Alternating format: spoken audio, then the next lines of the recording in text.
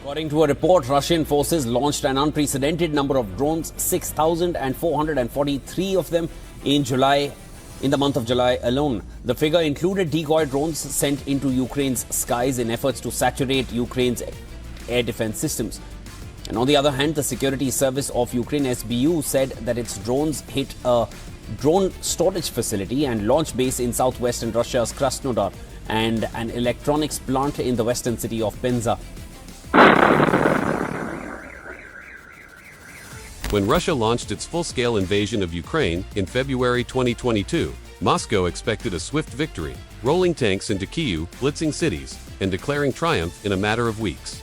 But what they didn't expect was resilience and, even more than that, reinvention. Ukraine realized very quickly that conventional warfare wasn't an option. You can't outgun Russia in tanks when they have thousands more. You can't outmatch their air force with a handful of Soviet Terrajets. But you know what you can do? Outthink them. And that's where drones came in, not as toys, not as gimmicks, but as strategic game changers. At first, we saw the Turkish Bayraktar TB2 dominate headlines, those sleek, medium-altitude UAVs taking out Russian convoys in the early days of the war. Social media exploded with videos of Bayraktars annihilating columns of tanks. Each strike, a psychological dagger in Russia's heart. But Ukraine didn't stop there. They didn't just buy drones, they built an entire drone army. And they did it fast. From commercial quadcopters modified in garages to advanced FPV kamikaze drones designed for precision strikes, Ukraine unleashed swarms that turned battlefields into nightmares for Russian forces. And here's the stunning part. These drones are cheap.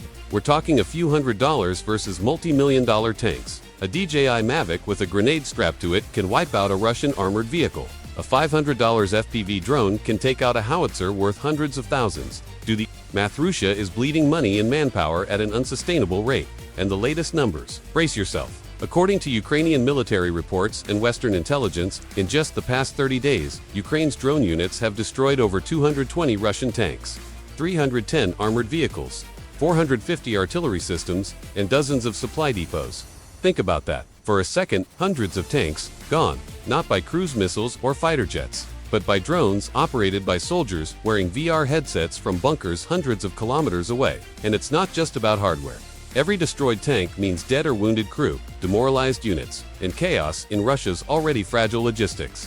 This is war on a whole new level, fast, decentralized, and terrifying for any army stuck in the 20th century mindset. In Russia, they're scrambling. Moscow has poured billions into developing anti-drone systems, jamming tech, and radar defenses. But here's the truth. You can't jam everything when the sky is full of targets. Ukrainian forces are now deploying swarm tactics, sending dozens, sometimes hundreds of drones at once, overwhelming Russian air defenses. Even elite Russian units have admitted on intercepted calls that they feel helpless, saying, "We can't shoot them all down. They're everywhere." And that's just the tactical side. Strategically, drones are hitting Russia where it hurts most, deep behind enemy lines. We've seen strikes on oil depots in Bryansk, fuel terminals in Belgorod, and even audacious attacks on Moscow itself. Yes, drones have penetrated the Russian capital's air defenses multiple times, forcing Putin's regime to admit vulnerabilities they swore didn't exist. Imagine the psychological blow. Russian citizens watching plumes of smoke rise over Moscow while state TV struggles to spin the narrative. These aren't just explosions, they're symbols of a crumbling illusion of invincibility. And speaking of symbols, let's talk about Crimea, the crown jewel of Russia's illegal annexation. Ukrainian drones have turned Crimea into a death trap for Russian forces. Air bases, ammunition depots, naval assets, all targeted with surgical precision. Just last week, a swarm of maritime drones, combined with aerial FPV units, obliterated a Russian landing ship in Sebastopol, sending shockwaves through the Black Sea Fleet. Remember, when Russia boasted about its naval dominance, now their ships are hiding like scared animals, hugging ports and praying drones don't find them. And they will, because Ukraine's drone strategy isn't slowing down, it's accelerating. President Zelensky himself announced the creation of an Army of Drones initiative, backed by Western funding and private donations. Tech startups from Silicon Valley to Berlin are pitching in, supplying AI-driven navigation systems, anti-jamming tech, and thermal imaging. This isn't just warfare, it's a tech race. And here's the kicker. Drones are evolving. Ukraine is already testing autonomous drone swarms, machines that communicate with each other, adapt mid-flight, and pick their own targets. Science fiction? Nope. Battlefield reality. In 2025, Experts warn that whoever masters this technology first will dominate modern warfare for decades. And right now, Ukraine is ahead of the curve. But let's zoom out, because this isn't just about Ukraine and Russia. This is about a global military revolution. Nations are watching this conflict like a live beta test for the future of war. The US, NATO, China, Iran, they're all taking notes. Because drones are democratizing warfare.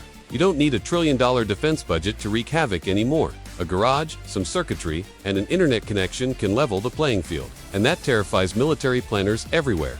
But for Russia, the terror is already real. Their billion-dollar tanks are rusting wrecks. Their artillery positions are flaming craters. Their logistics are a nightmare. And the cost in human lives, catastrophic. Russian soldiers now fear the buzzing sound in the sky more than they fear tanks. They know what's coming. And morale, it's collapsing. Intercepted calls reveal soldiers begging their families for money to buy anti-drone gear online. Think about that, a nuclear superpower reduced to crowdfunding survival. Meanwhile, in Ukraine, morale is soaring. Every viral clip of a drone strike is a victory lap, a morale booster, a fundraising magnet.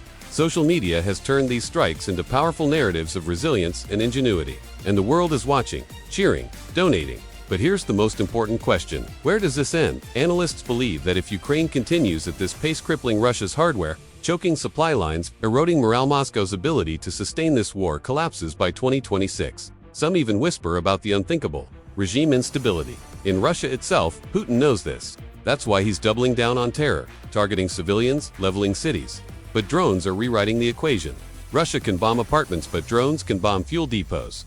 And in war, fuel is life. Without it, tanks don't move, jets don't fly, and armies don't fight. So the real question isn't whether drones will decide this war, it's how fast. And when history books are written, this won't just be remembered as the first great drone war. It'll be remembered as the war where innovation beat intimidation. So, if you believe in Ukraine's fight, if you believe in the power of technology to stand up to tyranny, do something right now. Smash that like button, hit subscribe, and share this video with everyone you know. Because the world needs to see what's happening, the rise of a new era in warfare, the courage of a nation that refuses to bow, and the sound of freedom buzzing through the skies. This is more than news. This is history in the making, and together, we'll keep telling the truth. Slava Ukraini, glory to Ukraine.